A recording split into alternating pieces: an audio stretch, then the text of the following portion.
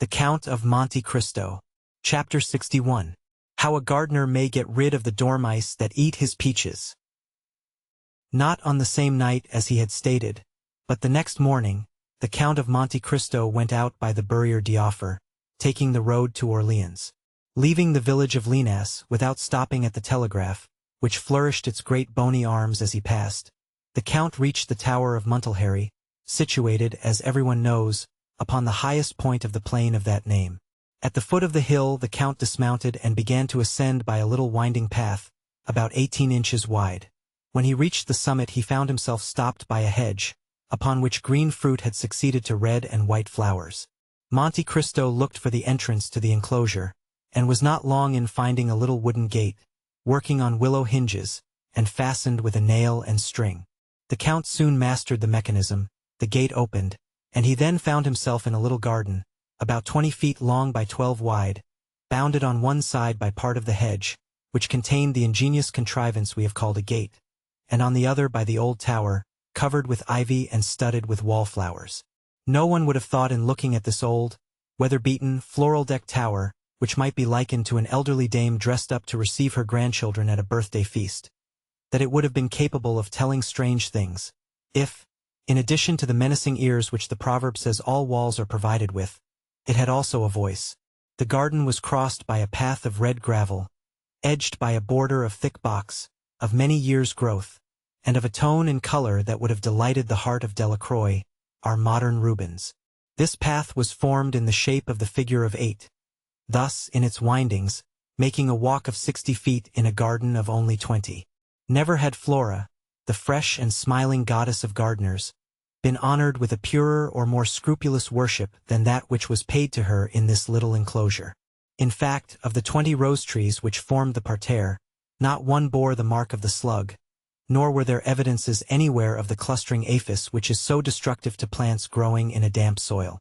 And yet it was not because the damp had been excluded from the garden. The earth, black as soot, the thick foliage of the trees betrayed its presence. Besides, had natural humidity been wanting, it could have been immediately supplied by artificial means, thanks to a tank of water, sunk in one of the corners of the garden, and upon which were stationed a frog and a toad, who, from antipathy, no doubt, always remained on the two opposite sides of the basin. There was not a blade of grass to be seen in the paths, or a weed in the flower-beds. No fine lady ever trained and watered her geraniums, her cacti, and her rhododendrons, in her porcelain jardiniere with more pains than this hitherto unseen gardener bestowed upon his little enclosure. Monte Cristo stopped after having closed the gate and fastened the string to the nail, and cast a look around. "The man at the telegraph," said he, "must either engage a gardener or devote himself passionately to agriculture." Suddenly he struck against something crouching behind a wheelbarrow filled with leaves. The something rose, uttering an exclamation of astonishment, and Monte Cristo found himself facing a man about 50 years old, who was plucking strawberries, which he was placing upon grape leaves. He had 12 leaves and about as many strawberries, which, on rising suddenly, he let fall from his hand. "You are gathering your crop, sir?" said Monte Cristo, smiling. "Excuse me, sir," replied the man, raising his hand to his cap. "I am not up there, I know, but I have only just come down." "Do not let me interfere with you in anything, my friend," said the Count. "Gather your strawberries, if, indeed, there are any left." "I have 10 left," said the man. "For here are 11, and I had 21, 5 more than last year. But I am not surprised. The spring has been warm this year, and strawberries require heat, sir. This is the reason that, instead of the 16 I had last year, I have this year, you see, 11 already plucked, 12, 13, 14, 15, 16, 17, 18. Ah, I missed 3, they were here last night, sir. I am sure they were here. I counted them. It must be the son of Mayor Simon who has stolen them. I saw him strolling about here this morning. Ah, the young rascal. Stealing in a garden. He does not know where that may lead him to." "Certainly, it is wrong," said Monte Cristo. "But you should take into consideration the youth and greediness of the delinquent." "Of course," said the gardener, "but that does not make it the less unpleasant. But, sir, once more I beg pardon. Perhaps you are an officer that I am detaining here." And he glanced timidly at the Count's blue coat. "Calm yourself, my friend," said the Count. with the smile which he made at will either terrible or benevolent, and which now expressed only the kindliest feeling. "I am not an inspector, but a traveler, brought here by a curiosity he half repents of, since he causes you to lose your time." "Ah, my time is not valuable," replied the man with a melancholy smile. "Still it belongs to government, and I ought not to waste it. But having received the signal that I might rest for an hour," here he glanced at the sundial, for there was everything in the enclosure of Montelheri, even a sundial, "and having 10 minutes before me, and my strawberries being ripe when a day longer, by the by, sir, do you think dormice eat them?" "Indeed, I should think not," replied Monte Cristo. "Dormice are bad neighbors for us who do not eat them preserved, as the Romans did." "What? Did the Romans eat them?" said the gardener. "Ate dormice? I have read so in Petronius," said the count. "Really? They can't be nice, though they do say as fat as a dormouse. It is not a wonder they are fat, sleeping all day, and only waking to eat all night. Listen. Last year I had 4 apricots. They stole one, I had 1 nectarine, only 1. Well, sir, they ate half of it on the wall. A splendid nectarine, I never ate a better." "You ate it? That is to say, the half that was left, you understand, it was exquisite, sir." "Ah, those gentlemen never choose the worst morsels. Like Mayor Simon's son, who has not chosen the worst strawberries. But this year," continued the horticulturist, "I'll take care it shall not happen, even if I should be forced to sit by the whole night to watch when the strawberries are ripe." Monte Cristo had seen enough. Every man has a devouring passion in his heart, as every fruit has its worm. That of the telegraph man was horticulture. He began gathering the grape leaves which screened the sun from the grapes, and won the heart of the gardener. "Did you come here, sir, to see the telegraph?" he said. "Yes, if it isn't contrary to the rules." "Oh, no," said the gardener. "Not in the least, since there is no danger that anyone can possibly understand what we are saying." "I have been told," said the count, "that you do not always yourselves understand the signals you repeat." "That is true, sir, and that is what I like best," said the man, smiling. "Why do you like that best?" "Because then I have no responsibility. I am a machine then, and nothing else, and so long as I work, nothing more is required of me." "Is it possible," said Monte Cristo to himself, "that I can have met with a man that has no ambition? That would spoil my plans." "Sir," said the gardener, glancing at the sundial, "the 10 minutes are almost up. I must return to my post. Will you go up with me?" "I follow you." Monte Cristo entered the tower, which was divided into 3 stories. The tower contained implements such as spades, rakes, watering pots, hung against the wall. This was all the furniture. The second was the man's conventional abode, or rather sleeping place. It contained a few poor articles of household furniture: a bed, a table, 2 chairs, a stone pitcher, and some dry herbs hung up to the ceiling, which the count recognized as sweet peas, and of which the good man was preserving the seeds. He had labeled them with as much care as if he had been master botanist in the Jardin de Plantes. "Does it require much study to learn the art of telegraphing?" asked Monte Cristo. "The study does not take long. It was acting as a supernumerary that was so tedious." "And what is the pay?" "1,000 francs, sir." "It is nothing." "No, but then we are lodged, as you perceive." Monte Cristo looked at the room. They passed to the 3rd story. It was the telegraph room. Monte Cristo looked in turn at the 2 iron handles by which the machine was worked. "It is very interesting," he said, "but it must be very tedious for a lifetime." "Yes, at first my neck was cramped with looking at it, but at the end of a year I became used to it, and then we have our hours of recreation and our holidays." "Holidays?" "Yes. When we have a fog." "Ah, to be sure. Those are indeed holidays to me. I go into the garden, I plant, I prune, I trim, I kill the insects all day long." "How long have you been here?" 10 years, and 5 as a supernumerary make 15. "You are 55 years old. How long must you have served to claim the pension?" "Oh, sir, 25 years." "And how much is the pension?" 100 crowns. "Poor humanity," murmured Monte Cristo. "What did you say, sir?" asked the man. "I was saying it was very interesting." What was? All you were showing me. And you really understand none of these signals? None at all. And have you never tried to understand them? Never. Why should I? But still there are some signals only addressed to you. Certainly. And do you understand them? They are always the same. And they mean nothing new. You have an hour, or tomorrow. This is simple enough, said the Count. But look, is not your correspondent putting itself in motion? Ah, yes. Thank you, sir.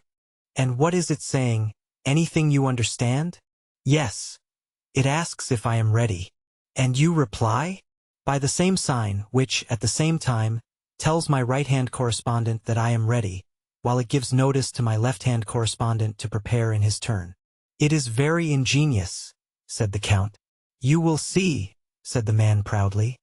In 5 minutes he will speak. I have, then, 5 minutes? Said Monte Cristo to himself. It is more time than I require. My dear sir, will you allow me to ask you a question? What is it, sir? You are fond of gardening?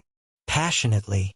And you would be pleased to have, instead of this terrace of 20 feet, an enclosure of 2 acres? Sir, I should make a terrestrial paradise of it. You live badly on your 1,000 francs? Badly enough. But yet I do live. Yes. But you have a wretchedly small garden. True, the garden is not large. And, then, such as it is filled with dormice, who eat everything. Ah, they are my scourges. Tell me, should you have the misfortune to turn your head while your right-hand correspondent was telegraphing? I should not see him. Then what would happen? I could not repeat the signals. And then, not having repeated them, through negligence, I should be fined. How much? 100 francs. The 10th of your income, that would be fine work. Ah, said the man. Has it ever happened to you? Said Monte Cristo. Once, sir, when I was grafting a rose tree. Well, suppose you were to alter a signal and substitute another? Ah, that is another case. I should be turned off and lose my pension. 300 francs? 100 crowns, yes, sir. So you see that I am not likely to do any of these things. Not even for 15 years' wages? Come, it is worth thinking about. For 15,000 francs? Yes. Sir, you alarm me. Nonsense. Sir, you are tempting me? Just so. 15,000 francs, do you understand? Sir, let me see my right-hand correspondent. On the contrary, do not look at him, but at this. What is it? What? Do you not know these bits of paper? Banknotes. Exactly. There are 15 of them. And whose are they? Yours, if you like. Mine? Exclaimed the man, half suffocated. Yes, yours, your own property. Sir, my right-hand correspondent is signaling. Let him signal. Sir, you have distracted me. I shall be fined. That will cost you 100 francs. You see, it is your interest to take my banknotes. Sir, my right-hand correspondent redoubles his signals. He is impatient. Never mind, take these. And the Count placed the packet in the man's hands. Now this is not all, he said. You cannot live upon your 15,000 francs. I shall still have my place. No, you will lose it, for you are going to alter your correspondent's message. Oh, sir, what are you proposing? A jest. Sir, unless you force me. I think I can effectually force you. And Monte Cristo drew another packet from his pocket. Here are 10,000 more francs, he said. With the 15,000 already in your pocket, they will make 25,000. With 5,000 you can buy a pretty little house with 2 acres of land. The remaining 20,000 will bring you in 1,000 francs a year. A garden with 2 acres of land. And 1,000 francs a year. Oh, heavens! Come, take them. And Monte Cristo forced the banknotes into his hand. What am I to do? Nothing very difficult. But what is it? To repeat these signs. Monte Cristo took a paper from his pocket, upon which were drawn 3 signs, with numbers to indicate the order in which they were to be worked. There, you see, it will not take long. Yes. But, do this. and you will have nectarines and all the rest. The shot told. Red with fever, while the large drops fell from his brow, the man executed, one after the other, the 3 signs given by the Count, in spite of the frightful contortions of the right-hand correspondent, who, not understanding the change, began to think the gardener had gone mad. As to the left-hand one, he conscientiously repeated the same signals, which were finally transmitted to the Minister of the Interior. "Now you are rich," said Monte Cristo. "Yes," replied the man. "But at what a price?" "Listen, friend," said Monte Cristo. "I do not wish to cause you any remorse.